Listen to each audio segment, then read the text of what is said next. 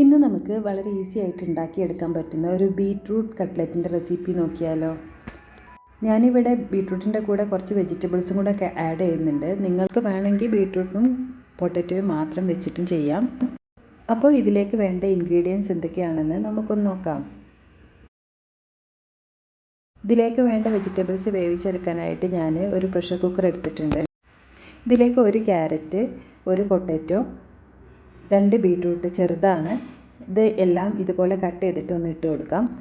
അതിനുശേഷം ഇത്തിരി വെള്ളം ഒഴിച്ചിട്ട് ആവശ്യത്തിനുള്ള ഉപ്പും ചേർത്ത് ഇതൊന്ന് വേവിച്ചെടുക്കാം. ഇത് മീഡിയം ഫ്ലെയിമിൽ 2 വിസിൽ വന്നതിന് ശേഷം ഓഫ് ചെയ്യാം. വലിയ പീസസായി കട്ട് ചെയ്തെടുത്താൽ മതി. വെന്തതിന് ശേഷം ഇതൊന്ന് മാഷ് ചെയ്തെടുക്കണം.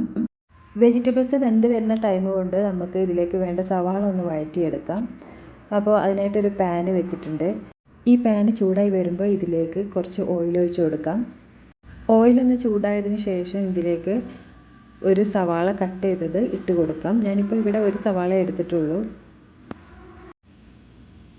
ഇതൊന്ന് വഴറ്റിയെടുക്കാം.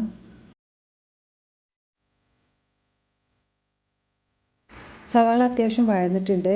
ഇനി ഇതിലേക്ക് 1 ടേബിൾ സ്പൂൺ ഇഞ്ചി വെളുത്തുള്ളി പേസ്റ്റും കൂടെ ചേർത്തിട്ട് നന്നായി ഒന്ന് വഴറ്റിയെടുക്കാം. ഇനി ഇതിലേക്ക് മസാലപ്പൊടികൾ ചേർത്ത് കൊടുക്കാം. 1 ടീസ്പൂൺ മുളക് പൊടി, 1/2 ടീസ്പൂൺ മഞ്ഞൾപ്പൊടി, 1/2 ടീസ്പൂൺ ഗരം മസാല. ഇത് മൂന്നും കൂടെ നന്നായി ഒന്ന് വഴറ്റിയെടുക്കാം. ഇപ്പോൾ വെജിറ്റബിൾസ് ഒക്കെ വെന്തിട്ടുണ്ട്. അത് ഞാനൊന്ന് മാഷ് ചെയ്തെടുത്തിട്ടുണ്ട്. മാഷ് ചെയ്യുന്നതിന് മുമ്പ് നമ്മൾ വെജിറ്റബിൾസ് വേവിക്കാൻ വെച്ചിട്ടുള്ള വെള്ളമൊക്കെ ഊറ്റി കളയണം, അല്ലെങ്കിൽ ഇത് ഭയങ്കരമായിട്ട് ഒട്ടിപ്പിടിക്കും.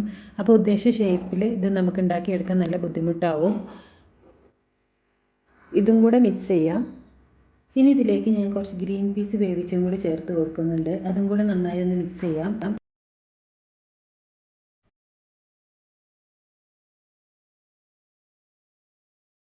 ഈ മിക്സ് തണുക്കാനായിട്ട് ഇനി ഒരു പ്ലേറ്റിലോട്ട് മാറ്റാം. തണുത്തതിന് ശേഷം കട്ട്ലറ്റ് ഇഷ്ടമുള്ള ഷേപ്പിൽ ഉണ്ടാക്കിയെടുക്കാം.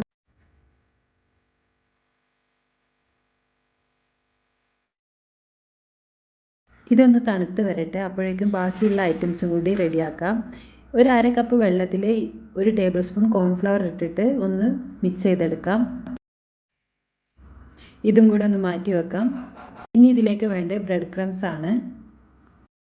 ഇനി ഇഷ്ടമുള്ള ഷേപ്പിൽ കട്ട്ലറ്റ് ഉണ്ടാക്കിയെടുക്കാം. എന്നിട്ട് കോൺഫ്ലവർ മിക്സിൽ ഒന്ന് മുക്കിയതിന് ശേഷം ബ്രെഡ് ക്രംസിൽ ഒന്ന് കോട്ട് ചെയ്ത്, സാധാരണ നമ്മൾ കട്ട്ലറ്റ് ഒക്കെ ഉണ്ടാക്കുന്ന പോലെ തന്നെയാണ്. ഈ മാവിൽ വെള്ളം കൂടി പോയാൽ നമ്മൾ ഉദ്ദേശിച്ച ഷേപ്പിൽ നമുക്ക് കിട്ടാൻ ബുദ്ധിമുട്ടാവും.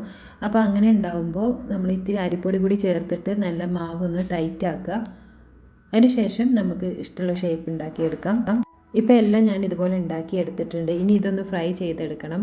അപ്പോൾ ഇത് ഫ്രൈ ചെയ്യുന്നതിന് മുമ്പേ ഞാനൊരു 1/2 മണിക്കൂർ ഇത് ഫ്രിഡ്ജിലൊന്ന് വെക്കുന്നുണ്ട്. കട്ട്ലറ്റ് പൊട്ടിപ്പോവാതെ കിട്ടാനാണ് ഇങ്ങനെ വെക്കുന്നത്.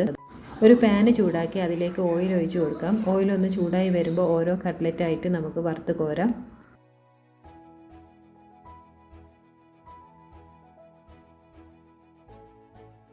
തിരിച്ചും മറിച്ചിട്ട് വേവിച്ചെടുക്കാം. ഇതുപോലെ ബാക്കിയുള്ളതും ഉണ്ടാക്കിയെടുക്കാം. ബീട്രൂട്ട് കട്ട്ലറ്റ് റെഡി ആയിട്ടുണ്ട്. വളരെ ഈസി ആയിട്ട് ഉണ്ടാക്കാൻ പറ്റിയ നല്ലൊരു ഈവനിങ് സ്നാക്കാണ്. അപ്പോൾ ഈ വീഡിയോ ഇഷ്ടമായിട്ടുണ്ടെങ്കിൽ ലൈക്കും സബ്സ്ക്രൈബും ചെയ്ത് സപ്പോർട്ട് ചെയ്യുക. അടുത്തൊരു വീഡിയോയിൽ നല്ലൊരു റെസിപ്പിയുമായിട്ട് വീണ്ടും കാണാം. അതുവരേക്കും ബൈ.